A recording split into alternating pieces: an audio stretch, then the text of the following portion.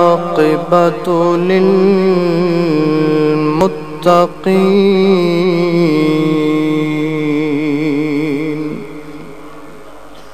والصلاة والسلام على سيد المرسلين على سيد المرسلين وسيد العالمين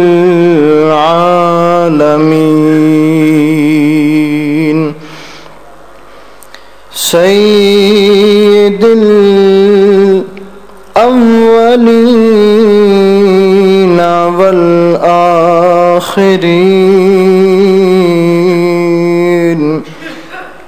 وعلى آله الطيبين الطاهرين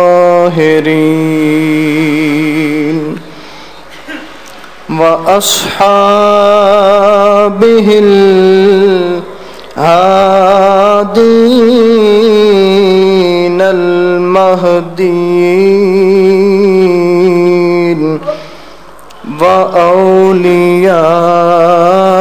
وأوليائه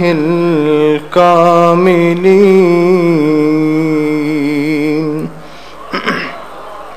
وعلماء ملته وأهل سنته أجمعين أما بعد فأعوذ بالله من الشيطان الرجيم بسم الله الرحمن الرحيم لقد كان لكم في رسول الله أسوة حسنة وقال الله تبارك وتعالى في مقام آخر وإن كانوا من قبل لفي ضلال مبين صدق الله مولانا العظيم إن الله وملائكته يصلون على النبي يا أيها الذين آمنوا صلوا عليه وسلموا تسليما الصلاة والسلام عليك يا رسول الله الصلاة والسلام عليك يا حبيب الله صفحہ دہر سے باطل کو مٹایا کس نے صفحہ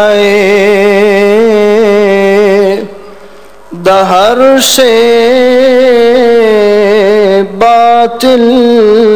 کو مٹایا کس نے نوع انسان کو غلامی سے چھڑایا کس نے نقش توحید کا ہر دل پہ بٹھایا کس نے، اور زیر خنجر بھی یہ پیغام سنایا کس نے، تیرے قرآن کو سینوں سے لگایا کس نے، تیرے کعبے کو جبینوں سے بسایا کس نے، کس کی ہیبت سے صنم سہمے ہوئے رہتے تھے، منہ کے بل گر کے ہو اللہ احد کہتے تھے، قوت عشق سے ہر پست کو بالا کر دے، دہر میں اسم محمد سے اجالا کر دے۔ حضرات ذی وقار، جیسے کہ آپ سب جانتے ہیں، عزت مآب، فضیلت مآب، مفکر اسلام، رئیس الخطباء، امام الخطباء، معروف مذہبی سکالر حضور سیدنا استاذنا حضرت علامہ مولانا حافظ خان محمد قادری صاحب، آپ سفر پر تشریف لے جا چکے ہیں۔ ان کے حکم سے مجھے یہاں آپ سب کے سامنے سبق سنانے کا موقع ملا ہے، اور یہاں پہنچنے میں میرے مربی، میرے محسن حضور سیدی و مرشدی پیر طریقت رہبر شریعت حضرت علامہ مولانا محمد اکرم الازہری صاحب دامت برکاتہم العالیہ، ان کی دعاؤں کا اثر ہے کہ میں آپ کے سامنے حاضر ہوں۔ رب قدوس کی بارگاہ میں التجا ہے کہ اللہ کریم ان بزرگوں کا سایہ تادیر ہمارے سروں پر قائم و دائم رکھے۔ حضرات محترم، جس طرح کے آپ سب کو معلوم ہے کہ یہ ماہ مبارک جو اپنی تمام برکتوں، تمام سعادتوں کے ساتھ ہم پر سایہ فگن ہو چکا ہے، جس کو ہم ربیع الاول کے نام سے یاد کرتے ہیں، اور اس کا نام ربیع الاول کیوں رکھا گیا؟ آخر کوئی اور بھی تو نام ہو سکتا تھا، اس کو کسی اور بھی نام سے موسوم کیا جا سکتا تھا، اس مہینے کو کسی اور نام سے بھی پکارا جا سکتا تھا، لیکن اس مہینے کو پہلی بہار کہنا، پہلی بہار اس کا نام رکھنا، اور پھر اس کے نام سے اس کو یاد کرنا، اور پھر جب یہ مہینہ آتا ہے، جب یہ مہینہ کائنات پہ چھاتا ہے، پوری کائنات کا رنگ تبدیل فرماتا ہے، آخر وجہ کیا ہے؟ آخر اس میں کون سی ایسی وجہ ہے کہ جب ہم اس مہینے میں آتے ہیں، یہ مہینہ ہم پر اپنی برکتوں کے ساتھ آتا ہے، تو جتنے دکھی انسان ہوتے ہیں ان کے چہرے خوشیوں سے کھلے نظر آتے ہیں۔ میں نے آپ کے سامنے علامہ محمد اقبال رحمۃ اللہ تعالی علیہ ان کے اشعار کی صورت میں جو معروضات عرض کیے، ان کا بھی خلاصہ یہی ہے کہ جب حضور علیہ الصلاۃ والسلام اس دنیا میں تشریف نہیں لائے تھے، آپ ابھی تک اس دنیا میں قدم آپ نے نہیں ٹکایا تھا، اس دنیا پر آپ نے کرم نہیں فرمایا تھا، تو اس وقت اس دنیا کی حالت کیا تھی؟ ہر طرف جہالت اور کفر کا دورہ تھا، ہر طرف ظلم کا بسیرا تھا، ہر کوئی غریب ہو مسکین ہو ظلم کی چکی میں پس رہا تھا۔ ایسے میں سونہا نبی آیا، اس نے آ کر غریبوں کو اپنے سینے سے لگایا۔ حضرات ذی وقار، سب سے جو اہم بات ہے وہ یہ ہے کہ ہمارے آقا و مولا حضور علیہ الصلاۃ والسلام کی آمد سے پہلے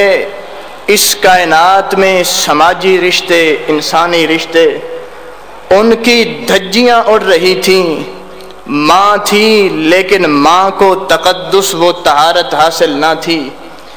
بیٹی تھی لیکن بیٹی کو عزت مقام حاصل نہ تھا، اور اس کی حالت یہ تھی کہ بیٹیاں تو تھیں لیکن ان بیٹیوں کی عزت کی چادر باپ کے ہاتھوں تار تار ہو رہی تھی، اور مائیں بھی تھیں لیکن ماؤں کو بھی وہ مقام وہ مرتبہ جو اب حاصل ہے اس وقت حاصل نہ تھا، اور اسی طرح بہنوں کو کوئی بھی جانتا نہ تھا، مانتا نہ تھا۔ ایسے میں سونہا نبی آیا، آ کر اس نے ساری کائنات کو رشتوں کے بارے میں بھی بتایا اور ان ماؤں بہنوں کو ان کا مقام بھی عطا فرمایا۔ جس علاقے میں، جس خطے میں ہم بیٹھے ہیں، اس کو بر صغیر کہتے ہیں، اس کو ہم بر صغیر کے نام سے یاد کرتے ہیں۔ یہاں کچھ ایسے قوانین تھے، کچھ ایسا دستور تھا کہ ہر طرف ظلم ہی ظلم تھا۔ اگر خاوند فوت ہو جایا کرتا تھا، خاوند اس دنیا سے چلا جایا کرتا تھا، تو اس وقت کے جو اپنے آپ کو بڑے مذہب کے ٹھیکیدار کہا کرتے تھے، وہ اس کی بیوی کو پکڑ کر اسی خاوند کے ساتھ جلا کر راکھ کر دیا کرتے تھے۔ وہ عورت چیختی چلاتی رہ جاتی تھی، آوازیں بلند کرتی رہ جاتی تھی، ارے مجھے مارنے والوں، مجھے جلانے والوں، میرا قصور کیا ہے؟ میں نے گناہ کون سا کیا ہے جس گناہ کی سزا کے طور پر مجھے جلا رہے ہو؟ لیکن اس کی ایک نہ سنی جاتی تھی، اس عورت کو بھی زندہ جلا دیا کرتا تھا، جلا دیا جایا کرتا تھا۔ اور پھر یہ غضب تو یہ خدا کا کہ یہاں پر کچھ ایسے قبائل بھی تھے کہ جو ماں کی عزت نیلام کرنے کو نیکی سمجھا کرتے تھے، بیٹے اپنی ماں کو، اس کی عزت کو خود تار تار کرتے تھے اور اس کو نیکی سمجھتے تھے۔ آپ سب لوگ یہ سمجھیں کہ جس مقام پر، جس علاقے میں نیکی کا تصور یہ ہو، وہاں برائی کیا ہوگی؟ یہ تو ہمارا علاقہ رہا، ذرا ایران کی طرف نظر اٹھا کر دیکھیں، وہاں دارا، سکندر، کتنے بڑے بلند پہاڑوں سے بھی بلند نام ہیں۔ تاریخ میں ان کے نام سنہری حروف میں لکھے نظر آتے ہیں کہ بڑے تمدن کے، بڑے تہذیب کے شاہکار تھے۔ انہوں نے ایسا ایسا نظام متعارف کرایا کہ جس کی مثال نہیں ملتی ہے، لیکن دارا اس نیچ گندے پیچ کا نام ہے کہ اس کا باپ تھا، اس نے اپنی ہی بیٹی کے ساتھ منہ کالا کیا، اس کے پیٹ سے یہ دارا پیدا ہوا، اور پوری زندگی اس کی بھی یہی حالت رہی کہ اپنی بیٹیوں کی عزت خود اپنے ہاتھوں تار تار کرتا تھا۔ لیکن جب آخری وقت آیا،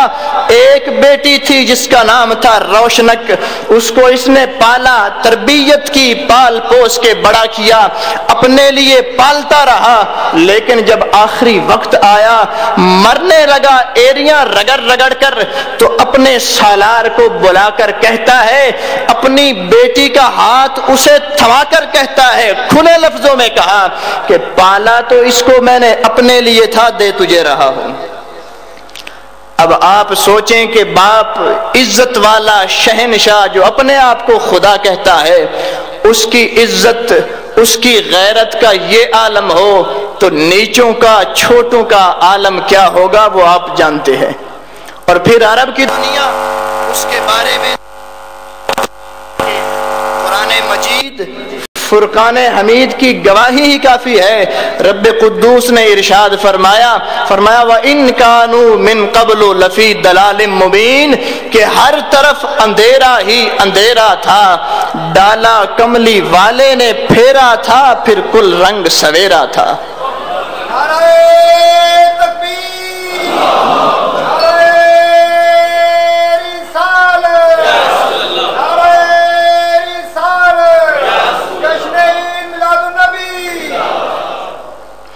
اس لیے جب یہ تقدس،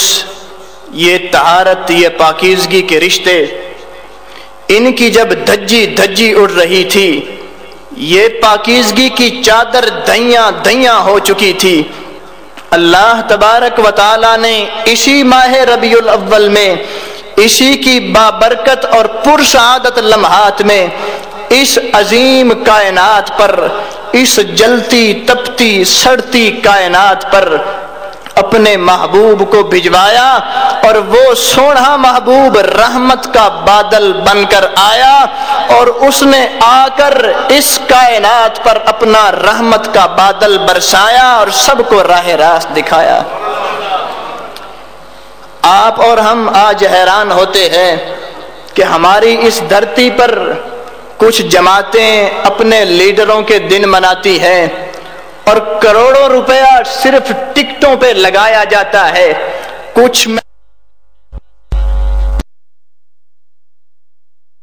ہے اتنا کروڑوں روپیہ ٹکٹوں پہ لگایا جاتا ہے۔ پوچھا گیا کیا ضرورت تھی ان کا دن منانے کی؟ انہوں نے کہا کہ ان بزرگوں کے ہم پر احسانات ہیں، ان احسانات کی وجہ سے ان کا دن منا رہے ہیں۔ ارے یہ نیم مذہبی یا سیاسی جماعتیں اپنے بزرگوں کے دن منائیں تو ان کے لیے تو کروڑوں روپیہ لگائیں، اور ان کے احسانات کو اگر گنے چنا جا سکے، ان کو شمار اگر کیا جائے تو مثبت منفی پتہ نہیں جواب کیا آتا ہے، تو ان کے لیے تو کروڑوں روپیہ لگائیں، لیکن وہ ذات اگر اس ذات کا دن منائیں تو پھر قباحت کس بات کی ہے کہ اگر جس ذات کے نوازشات احسانات کو شمار کیا جا سکے تو زندگیاں ختم ہو جائیں گی، لیکن اس کے احسانات ختم نہیں ہو سکتے ہیں۔ اس لیے تمام جماعتیں مل کر پورا ٹل لگائیں تو 5 مرلے میں انقلاب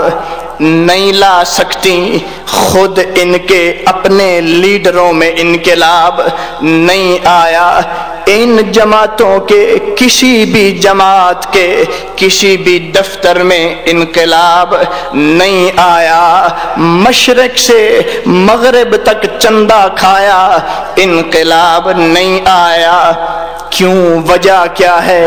وجہ صرف وہی ہے کہ چندہ کھانے پہ لگے ہوئے ہیں، لیکن جو اصل کام ہے وہ کام نہیں کرتے۔ اگر انقلاب آتا تو سر عام بچوں کو مار کر ان کو چوکوں میں نہ لٹکایا جاتا، عورتوں کو سر عام ذبح نہ کیا جاتا،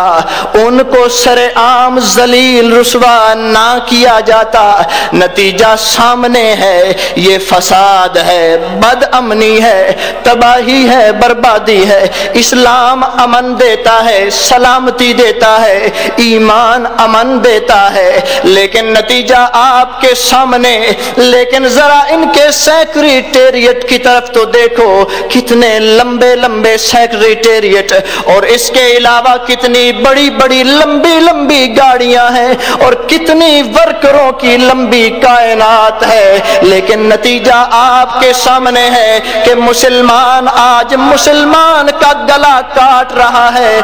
بھائی بھائی کو ذبح کر رہا ہے، انسان انسان کا دشمن بن چکا ہے۔ وجہ کیا ہے؟ وجہ صرف یہی ہے کہ یہ ساری جماعتیں مل کر ٹل لگاویں، یہ 5 مرلے میں انقلاب نہ لا سکیں، لیکن وہ ایک سوڑا آیا، وہ ایک اکیلا تنہا آیا، کوئی جماعت نہیں لایا۔ قرآن حکیم نے ارشاد فرمایا الم یجد کا یتیمن فآوا، وہ اکیلا آیا، یکا و تنہا فرد آیا، اور اس ایک فرد نے آ کر ساری کائنات کو راہ راست دکھایا۔ اور پھر اللہ تبارک و تعالیٰ کی یہ حکمت دیکھو کہ اللہ نے میرے نبی کا بھائی بھی کوئی نہ بنایا، صرف ایک اکیلا یکا و تنہا بن کے تشریف لایا۔ اور پھر جب کائنات تھوڑی تھی، مخلوق تھوڑی تھی، گنے چنے لوگ تھے،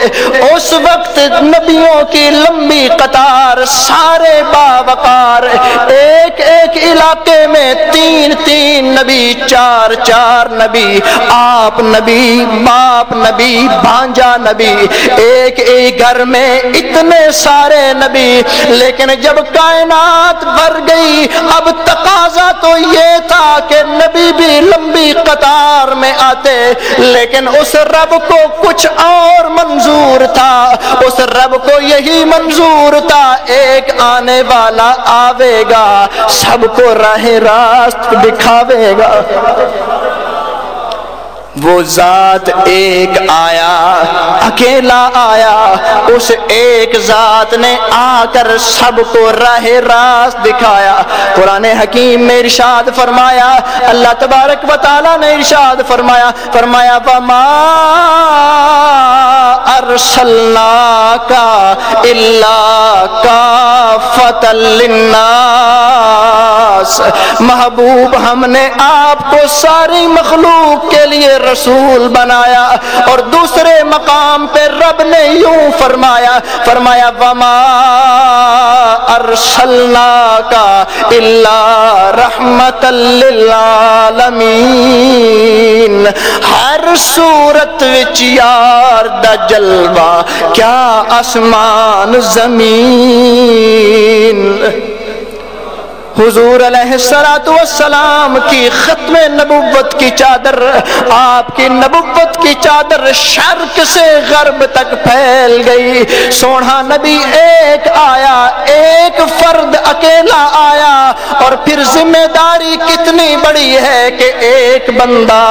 اور ماحول اتنا گندا، ایک فرد ہے، ایک ذات ہے، سامنے کل کائنات ہے، اور اس ایک ذات نے بندوں کے اور خدا کے ٹوٹے رشتے کو بھی جوڑنا ہے، اور لوگوں کو بتوں سے پکڑ کے رب کی طرف بھی موڑنا ہے۔ کس کس کو موڑو گے؟ وہ ایک آنے والا آیا، اس نے آ کر سب کو ایک ہی آواز پہ بلایا، اور اس نے سب کو ایک ہی پیغام سنایا کہ ارے یہ جو تم درختوں کے آگے جھک جاتے ہو، اپنے بنائے خداؤں کے آگے تم جھک جاتے ہو، یہ ایک تن کا برابر بھی تمہیں نفع نہیں دے سکتے۔ وہ ذات تو اوپر بیٹھی ہے، اسی وہی ذات اس بات کا حق رکھتی ہے کہ اس کے سامنے سجدہ کرو۔ سب لوگوں کو یہی پیغام سنایا، اور پھر رب کریم نے ڈیوٹی بھی کیا عجب لگائی کہ ایک ذات تشریف لائی، اور اس ایک ذات نے ساری کائنات کو رب کی طرف بھی بلانا ہے، اپنی رسالت کا ڈنکا بھی بجانا ہے۔ میں نے عرض کیا آپ کی بارگاہ میں کہ اس کائنات کی کتنی، اس زمین کی کتنی حالت بری تھی۔ یہ بر صغیر جس میں آپ اور ہم بیٹھے ہیں، اس میں 40 کروڑ بتوں کا ڈیرا، کتنا؟ 40 کروڑ بتوں کا ڈیرا تھا۔ لوگ اپنے ہاتھوں سے بنائے بتوں کے سامنے سجدہ کرتے تھے، لیکن سب لوگ اسی روش پہ چلتے رہے، یہی کام کرتے رہے، کسی کی بات نہ سنی، سب جماعتوں نے زور لگایا، لیکن کہیں بھی انقلاب نہیں آیا۔ لیکن واہ میرا مولا، ارے ایک ذات وہ آئی، تشریف لائی، ایک ذات سامنے اس کے کل کائنات اور بگڑی ساری کائنات کہ ایک طرف خدا سے دوری، دوسری طرف رشتوں کی رنجوری، ہر طرف مجبوری ہی مجبوری، اور ایسا پڑا جلوہ نوری کہ ساری کائنات اس نور والے کے نور سے چمکنے لگ گئی، اور صدا آئی صبح طیبہ میں ہوئی بٹتا ہے باڑا نور کا، صدقہ لینے نور کا آیا ہے تارا نور کا، اور تیری نسل پاک میں ہے بچہ بچہ نور کا، اور تو ہے عین نور تیرا سب گھرانہ نور کا۔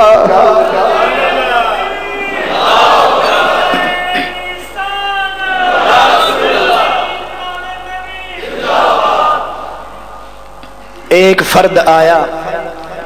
ایک کرم والا آیا، اور اللہ نے ذمے کیا لگایا؟ فرمایا محبوب هو الذی ارسل رسولہ بالہدی ودین الحق لیظہرہ علی الدین کلہ، اور دوسرے مقام پہ فرمایا یا ایھا الرسول بلغ ما انزل الیک، کہ محبوب جو ہم نے آپ کی طرف وحی کر دیا آپ پہنچا دو۔ اب پہنچانا کیسے ہے، کس طرح پہنچانا ہے؟ نہ ذرائع مواصلات، نہ ورکروں کی لمبی کائنات، صرف ایک اکیلی میرے نبی کی ذات، اور کیا ہمدردی ہے میرے نبی کو،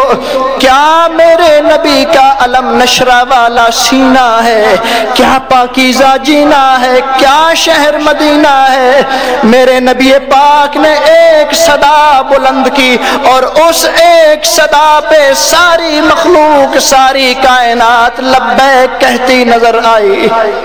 اب میں ادھر ادھر چلوں گا معاملہ نہیں بنے گا، لیکن میں نے جو پہلے بات عرض کی کہ سب سے پہلے جب کائنات کی یہ حالت تھی کہ ماں کی عزت بیٹوں کے ہاتھوں نیلام ہوئی،